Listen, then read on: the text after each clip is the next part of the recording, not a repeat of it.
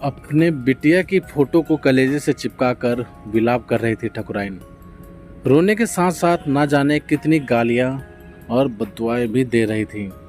और हाँ, उन लोगों को सबक सिखाने का भी ठान रही थी। लेकिन काश ठकुराइन समय रहते ये कदम उठा लेती तो ऐसी नौबत क्यों आती। लेकिन तब तो उन्हें अपनी इज्जत प्यारी लग रही थी। लोग क्या कहेंगे इसका डर था। लेकिन अब वही लोग कहाँ चुप हैं। अब भी तो लोग बातें बना रहे हैं। ऐसी माँ से अच्छा माँ ही ना हो जो अपनी बेटी के दर्द को ना समझ सके। ठाकुर साहब तो ठकुराइन को अपनी 2 साल की बिटिया सलोनी को सौंप कर इस दुनिया से चले गए। सलोनी की परवरिश ठकुराइन ने अकेले ही बड़े नाजों से की थी। ठाकुर साहब की बहुत संपत्ति थी जो सब ठकुराइन और सलोनी की ही थी, क्योंकि ठाकुर साहब अकेले जो थे। सलोनी ने ग्रेजुएशन ही किया था कि उन्हें शादी की चिंता सताने लगी। परवरिश नाजों से की थी, लेकिन शादी बिना मर्जी के बड़ा ऊंचा खानदान देखकर कर दिया ठकुराइन ने। बिटिया तो पढ़ना चाहती थी, लेकिन ठकुराइन को ना जाने कौन सा भूत सवार हो गया था। शादी का खूब दान दहेज भी दिया गया था। आखिर ठकुराइन के बाद सब सलोनी का ही तो था। सुना था सब लोग बड़े खुले विचारों के थे, लेकिन अंदर की बातें कौन जानता है। 3 दिन बाद पग फेरे पर आई सलोनी के चेहरे पर कोई खुशी ना थी, लेकिन ठकुराइन ने जानने की कोशिश भी ना की।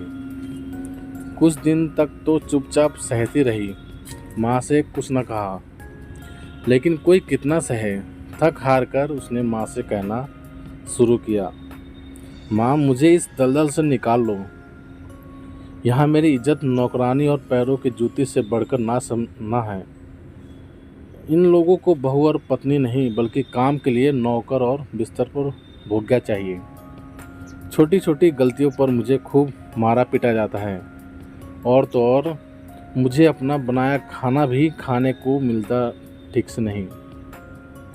किसी किसी दिन तो मुझे कमरे में बाहर से बंद कर देते हैं। ये लोग अमीर नहीं बल्कि गलत काम करते हैं। मैंने देख लिया था एक बार, इसीलिए मेरे साथ ऐसा किया जाता है। लेकिन ठकुराइन के कान पर जू भी ना रेंगा।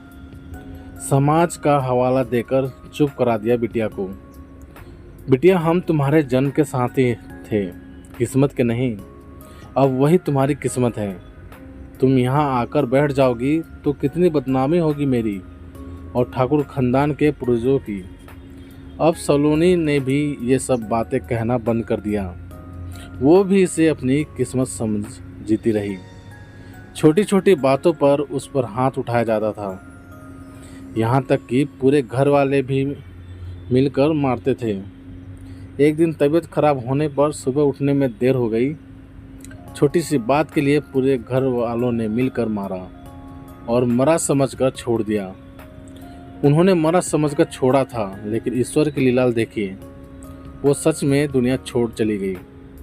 फोन करके ठकुराइन को सूचना दी गई, जल्दी आइए, आपकी बिटिया सलोनी को पता नहीं क्या हो गया है।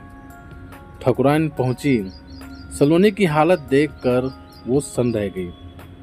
उन्होंने जल्दी से सलोनी को गाड़ी में बिठाया और हॉस्पिटल निकल गई, बिना किसी से कुछ बोले।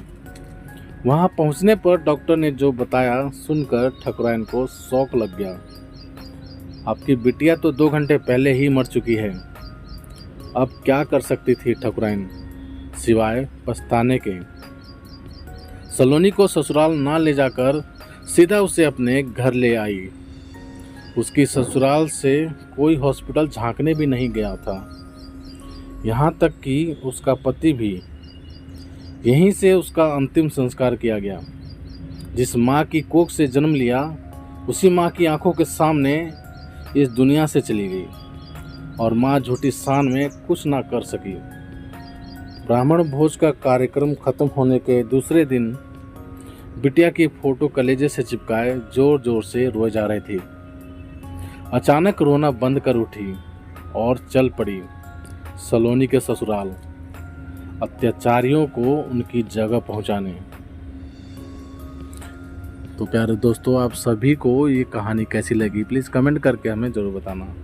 यदि कहानी आप सभी को पसंद आई हो तो लाइक करना, शेयर करना और चैनल पर नए हो तो चैनल को सब्सक्राइब भी ज़रूर कर देना। तो चलिए दोस्तों, मिलते हैं आप सभी से एक और नई कहानी के साथ। तब तक के लिए जय हिंद, वंदे मातरम।